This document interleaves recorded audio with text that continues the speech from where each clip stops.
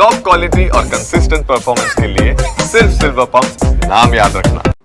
અમેરિકાથી પરત ફરેલા ગુજરાતીઓની વતન વાપસી થઈ।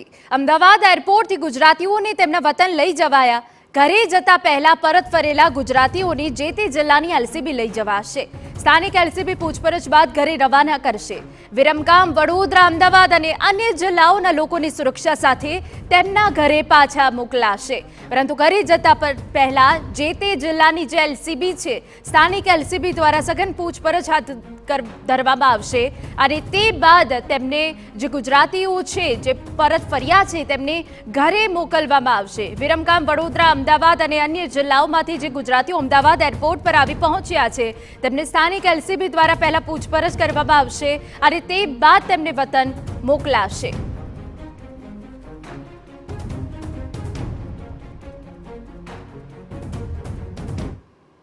ફ્લાઇટમાં અહીંયા 33 જણા આવ્યા હતા, એ તમામને અત્યારે ઘરે રવાના કરી દીધા છે ને એરપોર્ટથી એ લોકો પોતાના ઘરે રવાના થઈ ગયા છે। અચ્છા, શું વ્યવસ્થા કઈ રીતની ગોઠવવામાં આવી હતી? કારણ કે ઇન્ડિવિજ્યુઅલ લોકોને આપણે ઘરે મોકલવાની વ્યવસ્થા કરી છે, મહિલાઓ માટે મહિલા કર્મી અને એવી રીતે, એટલે લોકલ બંદોબસ્ત પણ રાખેલો હતો અને જે તે પોલીસ સ્ટેશન જે તે જિલ્લામાંથી પણ પોલીસ આવી હતી અને સાથે એ લોકોને રવાના કરી દીધા છે। કોઈને ઇન્ટ્રોગેશન કે એવું કંઈ ઇન્ડિવિજ્યુઅલી નહીં, એટલે અત્યારે ત્યાં રવાના કરી દીધા પોતાના ઘરે। તો અમેરિકામાં વસતા ગેરકાયદે ગુજરાતીઓને પરત લાવવાનો મુદ્દો। ગાંધીનગરના બોરુ ગામનો ગોહિલ પરિવાર પણ પરત ફર્યો। કિરણસિંહ ગોહિલના ઘરે પહોંચી TV9ની ટીમ। સ્થાનિકો પાસેથી જાણવા મળ્યા ચોંકાવનારા ખુલાસા। 1 મહિના પહેલા જ અમેરિકા જવા નીકળ્યો હતો ગોહિલ પરિવાર। અમેરિકા પહોંચતા જ પહેલા જ પકડાયા હોવાની બાતમી મળી રહી છે। મહિનો થયો। અચ્છા, મહિનો થયો। બરાબર। કેવી રીતે ત્યાં આગળ પહોંચ્યા? ત્યાં શું થયું તમને ખબર છે? પણ પહોંચ્યા નહીં। અચ્છા, નહીં પહોંચ્યા? નહીં પહોંચ્યા। વાટમાં જાવ તો ટ્યુશન પાછા આવું છું તે સાહેબ હો ને પાછા આવું એવું ઘર છે ને પાછા આવું છું। આ બધું કેમ આમ કરો છો? બરાબર। એ કેટલા લોકો છે? એમને બાળકને બધા એમને એક જ બાળક છે 5 વર્ષનું અને બાયરી છે નંગાથી। અચ્છા, અહીંયા શું કરતા હતા કરણસિંહ? કશું નહીં, એ તો ઘેર જ હતા। શીખર ખેતી ને એવું કરતા, કશું કરતા નતા। બરાબર। એના સિવાય બીજું કોઈ અહીંયાથી અમેરિકા કોઈ નહીં। એ તમને ક્યારે ખબર પડી કે અમને ત્યાં પકડ્યા છે? પણ આ લોક વાતો કરે, આ જો તો આ લોક વાતો કરે છે।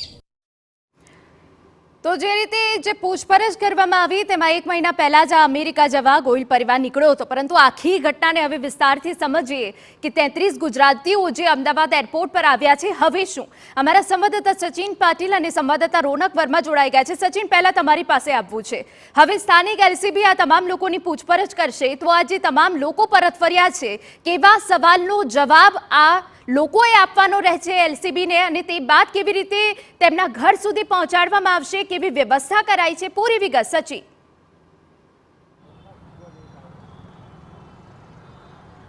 હિના, સૌથી પહેલા તો આપણે છે ને આખો ઘટનાક્રમ સમજીએ। જે પ્રકારે આ લોકોને ડિપોર્ટ કરાયા છે, સ્વાભાવિક રીતે આ લોકો ઇલીગલ છે એટલે ડિપોર્ટ કરાયા છે।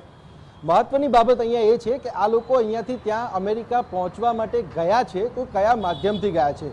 હવે એ મેક્સિકો બોર્ડરથી ગયા છે, અન્ય કોઈ રૂટથી ગયા છે કે અહીંયાથી ત્યાં ગયા છે અને ખોટી રીતે ત્યાં બીજી કોઈ જગ્યાએ વસવાટ કરી રહ્યા હતા કે શું છે, તો આ બધી જ જે બાબતો છે એ જે છે એ તપાસનો વિષય પણ છે। સ્વાભાવિક રીતે ગઈકાલે જ્યારે તેમને ડિપોર્ટ કરાયા અમૃતસર એરપોર્ટ પર, ત્યાં જે સેન્ટ્રલ એજન્સીઝ છે એમના દ્વારા એમની જે પૂછપરછ આખો દિવસ કરવામાં આવી છે ને ત્યારબાદ આજે સવારે તેઓને અમદાવાદ એરપોર્ટ પર લાવવામાં આવ્યા। જે 33 ગુજરાતીઓ હતા એ 33 ગુજરાતીઓની લોકલ એજન્સી દ્વારા પૂછપરછ કરવામાં આવી છે અને લોકલ એજન્સી દ્વારા પૂછપરછ કરીને જે પ્રાઇમરી એમની ડિટેલ્સ છે, એમનું એડ્રેસ જે વગેરે જે છે એ વેરિફિકેશન કરીને એમનો મોબાઈલ નંબર હોય કે પછી જે એમના સંપર્કના બીજા માધ્યમો હોય ત્યારે એ બધી વિગતો લઈને જે છે એલસીબીથી એમને ઘરે રવાના કરી દેવામાં આવશે। અને જે વ્યવસ્થા એરપોર્ટ પર ગોઠવવામાં આવી હતી એની વાત પણ જે છે હમણાં આપણે થોડી વાર પહેલા લોકો સમક્ષ બતાવી છે, દર્શકો સમક્ષ બતાવી છે। મહત્વનો વિષય અહીંયા એ છે કે જે લોકો અત્યારે ગયા હતા એ રિસેન્ટ ટાઈમથી ગયા હતા કે લાંબા સમયથી ત્યાં રોકાયા હતા અને એ ગયા તો કયા માધ્યમથી ગયા હતા। હવે વિષય આવે છે તપાસનો। તો તપાસનો વિષય ત્યાં આવે છે કે જો આ લોકો અહીંયાથી ગયા હતા, આપણે ડિંગુચા પરિવારની વાત જે છે ત્યાંથી શરૂઆત કરીએ આપણે, તો ત્યાંથી જે એક પછી એક ઘટનાઓ સામે આવી રહી છે એ ઘટનાઓમાં જોતા ઇલીગલ જનારા જે ગુજરાતીઓ છે કે પછી બીજા અન્ય રાજ્યના લોકો છે તો એમની લિસ્ટ બહુ લાંબી છે, ફહેરિસ્ત બહુ લાંબી છે। અને ઈડી પણ જે આખા મામલે તપાસ કરી રહી હતી ત્યારે પણ ઘણા બધા ખુલાસાઓ આ મામલે થયા હતા।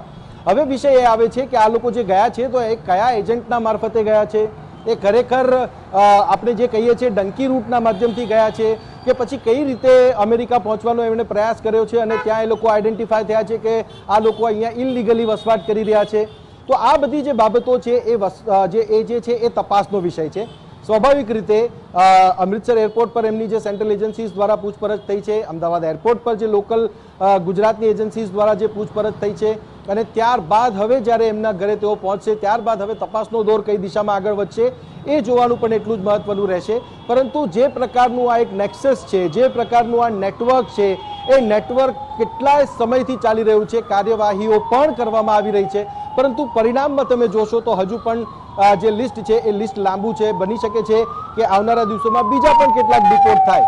તો આ આખો જે મામલો છે, મામલો તપાસનો વિષય છે કે જે એજન્ટનું નેટવર્ક છે એને તોડવામાં જે છે એ ભારતીય એજન્સીઓને કે પછી લોકલ એજન્સી. તો અનેક સવાલના જવાબ રહેવાના છે એલસીબીની પૂછપરછમાં. રોનક, આપની પાસે આવવું છે.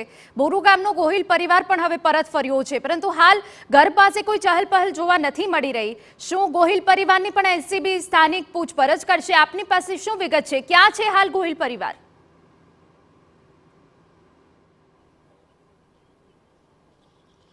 जी बिल्कुल, तो हिना जे प्रकारे अमेरिका में सत्ता परिवर्तन थयुं ने त्यारबाद जे सत्ताधीशोना कहेवा मुजब जे अमेरिका में वसता गैरकायदे भारतीयों ने जे रीते भारत में परत लाववामां आव्या, जे प्रकारे 33 गुजरातीओ पण आ जे लिस्ट छे तेमां परत आव्या छे. सवारे 6 कलाके अमदावाद जे एरपोर्ट छे त्यां आगळ 33 गुजरातीओने लईने जे विमान छे ते આવ્યું. ત્યારબાદ તેમને જે સ્થાનિક પોલીસ આ ઉપરાંત જે તે જિલ્લાની પોલીસની મદદથી તેમના જે નિવાસસ્થાન છે ત્યાં આગળ રવાના કરવામાં આવ્યા છે. અત્યારે આપ જે સીધા દ્રશ્ય જોઈ રહ્યા છો તે ગાંધીનગરના માણસા નજીક આવેલા બોરુ ગામના છે કે જ્યાં આગળ આ ગામનો એક ગોહિલ પરિવાર છે, જેમાં કરણસિંહ ગોહિલ, તેમના પત્ની અને એક 5 વર્ષના બાળકનો સમાવેશ થાય છે. આપ જે દ્રશ્ય જોઈ રહ્યા છો તે કરણસિંહનું જે પરિવાર છે તેમનું નિવાસસ્થાન છે. અત્યારે અહીંયા સ્થિતિ એવી છે કે જે તેમનું ઘર છે ત્યાં આગળ તાળા લટકેલા જોવા મળી રહ્યા છે. સવારથી જે પ્રકારે માહિતી મળી રહી છે તે પ્રમાણે કિરણસિંહ છે તે 1 મહિના પહેલા જ અહીંયાથી અમેરિકા જવા માટે નીકળ્યા હતા. લાંબો સમય ન થયો હતો, પરંતુ તે પહેલા તેઓ અહીંયા સ્થાનિક છૂટક-મૂટક ખેતી કામ છે તે કરતા હતા. એટલે કે ખૂબ મહત્વની વાત છે કે હજી તો આ પરિવાર અમેરિકા પહોંચે તે પહેલા તેમની ધરપકડ કરી લેવામાં આવી છે. બીજી જે પ્રકારે સૂત્રો દ્વારા માહિતી મળી રહી છે તે પ્રમાણે કલોલની એક પરિવાર છે, કલોલની એક મહિલા છે તે આજે ડિપોર્ટ કરવામાં આવી છે. તેને 1-2 નહીં પરંતુ ત્રીજી વખત ગેરકાયદે અમેરિકામાં ઘૂસણખોરી કરતા અટકાવવામાં આવી છે તે પ્રકારની પ્રાથમિક માહિતીઓ અત્યારે મળી રહી છે. 6 વાગે તેઓ અમદાવાદ એરપોર્ટ પહોંચ્યા. અત્યારે લગભગ 10 થી 10:15નો સમય થઈ રહ્યો છે. અમદાવાદ એરપોર્ટથી માણસાની જે ડિસ્ટન્સની વાત કરવામાં આવે તો મહત્તમ 1.5 કલાકનો રસ્તો છે, પરંતુ 4 કલાક વીત્યા બાદ પણ હજી સુધી આ જે પરિવાર છે તે પોતાના જે નોંધાયેલા સરનામે પહોંચ્યો નથી. એટલે કે સ્વાભાવિક જે રીતે અમારા સંવાદદાતા વિગતો આપી રહ્યા છે કે 4 કલાક જેટલો સમય વીતી ગયો છે, પરંતુ હજુ સુધી ગોહિલ પરિવારની કોઈ ભાડ નથી. પરંતુ ચોક્કસથી સ્થાનિક એલસીબી દ્વારા પૂછપરછ કરવામાં આવશે.